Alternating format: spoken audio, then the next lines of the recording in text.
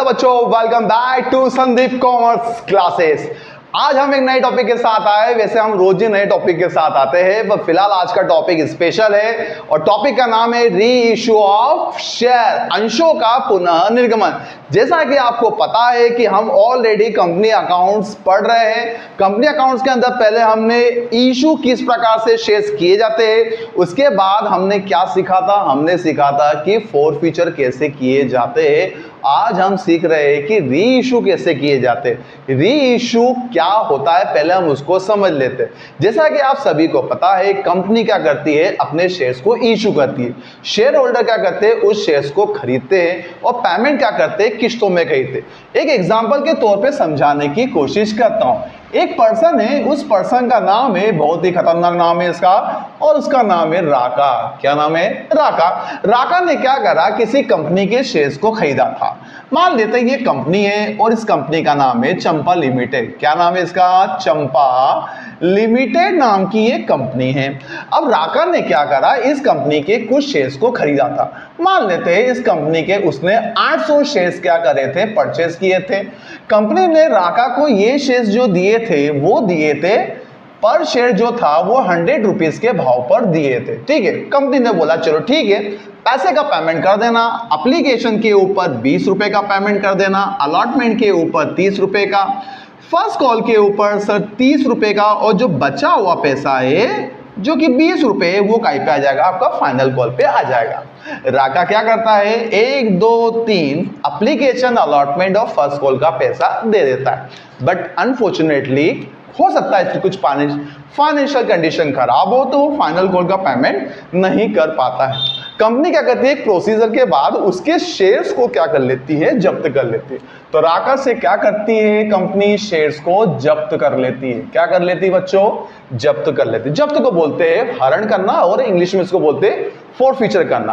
तो यहां पर कंपनी को दो तरीके से फायदा हो रहा है। पहला कि जो 800 शेयर्स दिए थे राका को वो भी जब्त कर लिए, और राका ने कुल मिला के 20 30 और 30 टोटल कितने रुपए, 80 रुपए जमा किए थे 800 के भाव पे।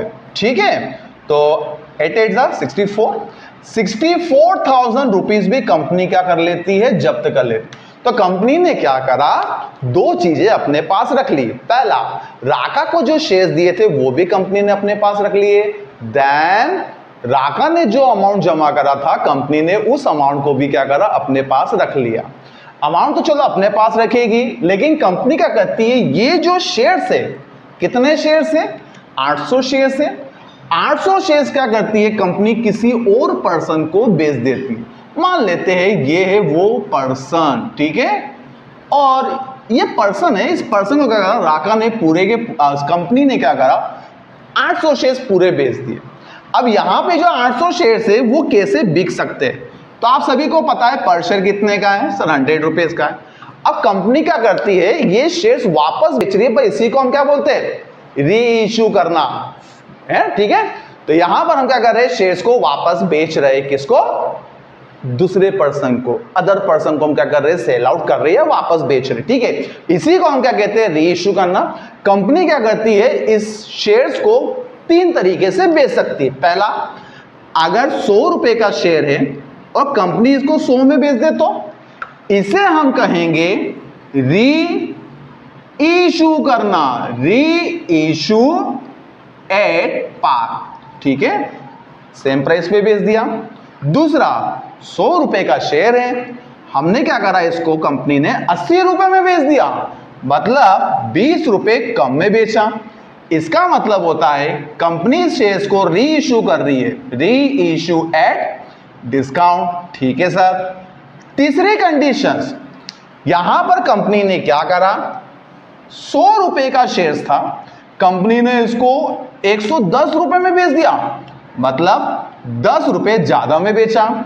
इसे हम कहेंगे री इशू एट प्रीमियम। इस तरीके से कंपनी अपने शेयर्स को 3 प्रकार से क्या करेगी, री इशू करेगी। बस आपको यही सीखना है कि अगर इसमें से कोई सी भी कंडीशन अप्लाई हो रही है तो उसकी जर्नल एंट्री क्या बनेगी। तो फटाफट से हम क्या करते हैं, री इशू करने की जर्नल एंट्री को समझ लेते हैं। मैं फॉर्मेट समझा देता हूं, आप अपनी अपनी पेन कॉपी पेंसिल लेके साथ में बैठ जाइए। तो चलिए स्टार्ट करते हैं री इशू करने की जर्नल एंट्री। यहां पर हम सीखते हैं किस प्रकार से शेयर्स को री इशू करने की जर्नल एंट्री बनती है। तो यहां पर शेयर्स को हम 3 प्रकार से री इशू करेंगे। री इशू की फर्स्ट कंडीशंस, ठीक है सर, री इशू की सेकंड कंडीशन, ओके, और री इशू की थर्ड कंडीशंस। अब वो कंडीशंस को समझ लेते हैं। पहला, reissue of share at par, same price पर हम क्या कर रहे हैं, शेयर्स को री इशू कर रहे हैं। मान लेते हैं एक शेयर है 100 रुपए का, पर शेयर कितने का है, 100 रुपए का पर शेयर है, और कंपनी इसे री इशू कर रही है कितने में सर, 100 में ही। इसे हम कहेंगे री इशू एट पार, ठीक है। जर्नल एंट्री बनेगी, ध्यान से सुनिएगा और अपनी अपनी कॉपी में भी नोट डाउन कर लीजिए। Bank account debit to share capital, क्या एंट्री बनेगी, bank account debit to share capital. Sir अगर हम सवाल को री इशू करते हैं काय पर, वेरी गुड, डिस्काउंट पर, री इशू एट डिस्काउंट।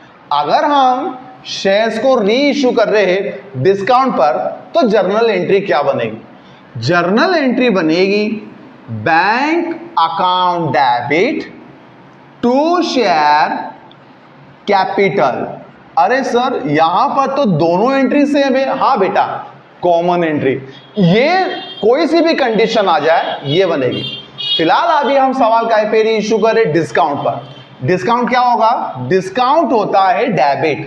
क्या होता है, डिस्काउंट डेबिट। मतलब लिखना क्या है सर, लिखना तो हमें डिस्काउंट ही है, पर डिस्काउंट को डिस्काउंट के नाम से नहीं लिखना है, डिस्काउंट को लिखना है share forfeiture account debit के नाम से। किस नाम से लिखेंगे, share forfeiture account debit के नाम से। तीसरी कंडीशन, सर हम शेयर्स को री इशू कर रहे हैं काय पर, प्रीमियम पर, तो री इशू एट प्रीमियम। अगर हम शेयर्स को री इशू करते प्रीमियम पे, तो क्या एंट्री बनेगी, एंट्री बनेगी bank account debit to share capital, और यहां पर प्रीमियम हो जाएगा क्रेडिट। क्या हो जाएगा, प्रीमियम क्रेडिट, तो टू सिक्योरिटी प्रीमियम। क्या बन जाएगी एंट्री, टू सिक्योरिटी प्रीमियम। 3 तरीके से एंट्रीज क्रिएट होगी, री issue at par, reissue at discount, reissue at premium. Clear है यहां तक, bank account debit to share capital, bank account debit to share capital, bank account debit to share capital. बस simple सा logic है, same price पे यही entry बनेगी।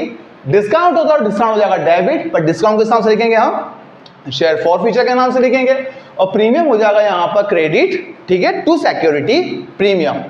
और नरेशन की बात करें तो नरेशन लिखते आपको आना चाहिए। रीजन, बहुत सारे बच्चे नरेशन नहीं लिखते जिससे कि उनके मार्क्स कट जाते। तो मैं कॉमन नरेशन लिखा देता हूं, being dash dash dash share reissue at par at discount at premium. तो 3 तरीके से हम क्या कर सकते हैं, शेयर्स को री इशू कर सकते। अगर सेम प्राइस पर री इशू कर रहे हो तो एंट्री बनेगी, नरेशन आएगा being dash dash shares reissue at par at discount at premium. तो यहां पर हमारी कंडीशंस कंप्लीट होती है कौन सी, री इशू की। बट एक बात याद रखिएगा कि यहां पर एक चीज और है, क्या है मैं आपको समझा देता हूं। देखिए कंपनी है, ठीक है, कंपनी ने क्या करा, इस पर्सन के पास शेयर्स थे, कितने शेयर्स थे, 800 शेयर्स थे। इस पर्सन ने क्या करा, पेमेंट नहीं करा, कंपनी ने क्या करा, इसके शेयर्स को जब्त कर लिया, साथ ही साथ इसने जो पैसे जमा करे थे वो भी जब्त कर लिए। मान लेते हैं कि इस पर्सन ने क्या करा, 100 रुपीज का पर शेयर था, ठीक है, कितने का शेयर था, 100 रुपीज का, जिसमें से इसने क्या करा, कुछ अमाउंट पेड कर दिया।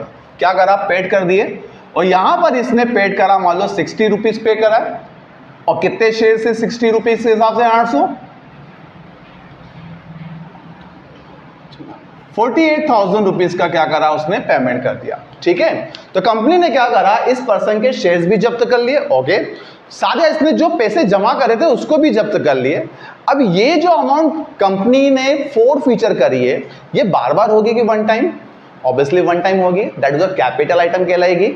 इस पैसे को कहां रखेंगे? इस पैसे को क्या करेगी कंपनी? एक फंड में रखेगी। उस फंड का नाम है कैपिटल रिजर्व। फोर फीचर का पैसा कंपनी क्या करती है? कैपिटल रिजर्व में जमा करती जाती है। तो एक बनेगी ट्रांसफर करने की entry, this is the compulsory entry. Entry बनेगी क्या? ध्यान से सुनिएगा, एंट्री बनेगी share forfeiture account debit to capital reserve.